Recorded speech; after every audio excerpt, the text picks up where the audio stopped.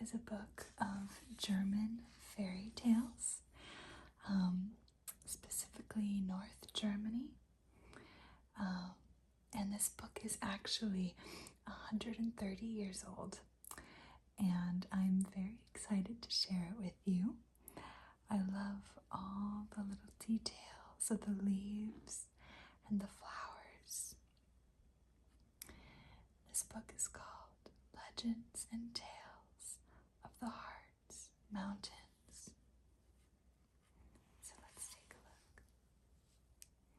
You can see that there is quite a bit of damage.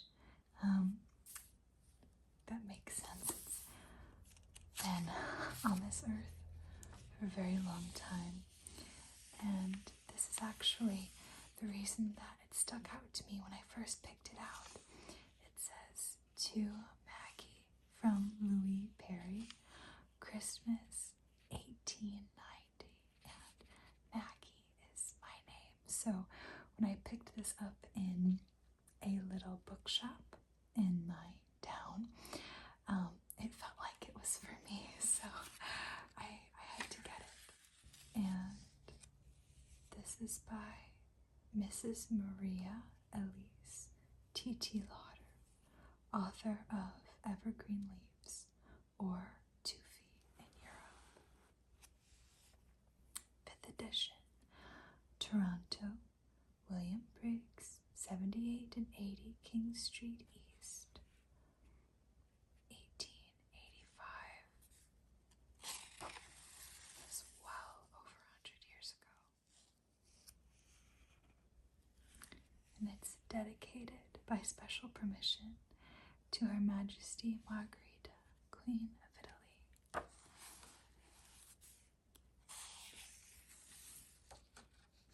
So I'll read to you the preface and the first story. It was in my first summer to the Harz Mountains that the idea occurred to me of making a collection of the most interesting of the legends of this charming district.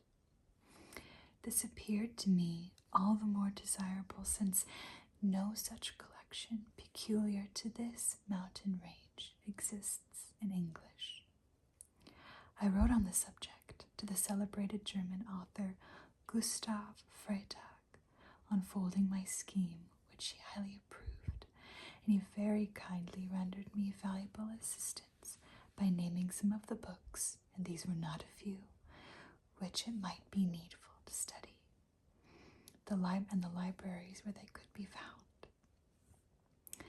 From a vast mass up into the thousands of sagen, or legends and traditions, I chose the most interesting, giving them as I found them, when they were only pure translations. Some of the stories are, however, original, being founded on some legend. No such mountainous district of Germany is, perhaps, so rich in legendary lore as this most northern chain. Every ruin of castle or cloister, every mountain stream is haunted by the fairies, gnomes, kobolds, and dwarves who guard hidden treasures and watch over the destinies of mankind. And its mountain recesses, captive princesses and fair maidens are supposed to sigh for freedom, or the dead Kaiser, the old Redbeard, awaits, surrounded with royal magnificence, the day of Germany's greatest power. There are numerous wild tales told of the Sandstone Mountain, the Regenstein or Reinstein, from the times of the invading Huns down to later days, and its summit commands a wide prospect over mountain and plain. The immortal German poet Goethe has rendered the witch-haunted Brocken forever famous through his master poem Faust. What visitor to its fog-crowned summit has not shaken hands with the spectre of the Brocken? Down its massive slopes, the limpid river Isle tosses itself over huge moss-grown granite boulders, forming hundreds of tiny waterfalls. It was this rambling in this lovely vale the little poem Alone was written, which I have put into the mouth of my personal friend, the Countess von Omsky, the mother of the little Tatiana. The Harz is the birthplace of the wild hunter, of the wild army of South Germany, of the Golden Crown, of the noble Brunhilde. The view from the top of the granite mountain, the Hexen Tatzenplatz, to the distant Brocken in clear weather, and across to that mass of granite, the Rostrap, the swift boat leaping over huge blocks of fallen granite between, and 1,000 feet below, is one of the finest in these mountains. The spot is the scene of the legend of Brunhilde. On the summit of the Rostrap is a giant horse hoof hewn in solid granite, measuring nearly 3 feet. How this mark came there is a mystery, but it is supposed that it was hewn by the Druid priests. In the Scandinavian mythology, Odense white steed was worshipped as well as the god himself. When Charlemagne, in the 8th century, compelled the people of this district to embrace Christianity by fire and sword, the wild mountaineers were supposed to have fled before his victorious forces and to have entrenched themselves on the Rostrap, where traces of their rude fortifications may still be seen.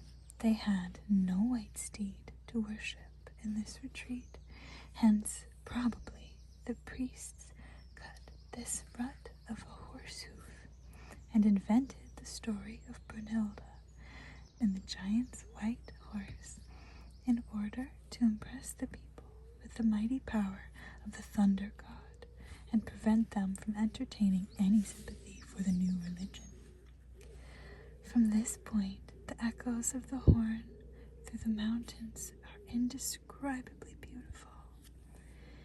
In the charming Elsenthal, or Valley of the Isle, we found the home of the fascinating Princess Isle, who was fabled to dwell in unearthly splendor in the mountain. The Eilenstein, at the foot of which the transformed defenders of the princess sigh and moan in the form of fir trees. Should you, my dear reader, ever enjoy their refreshing shade, may Princess Isle be gracious to you as she was to me, and may your dream under Princess Isle's firs prove still more pleasant than mine.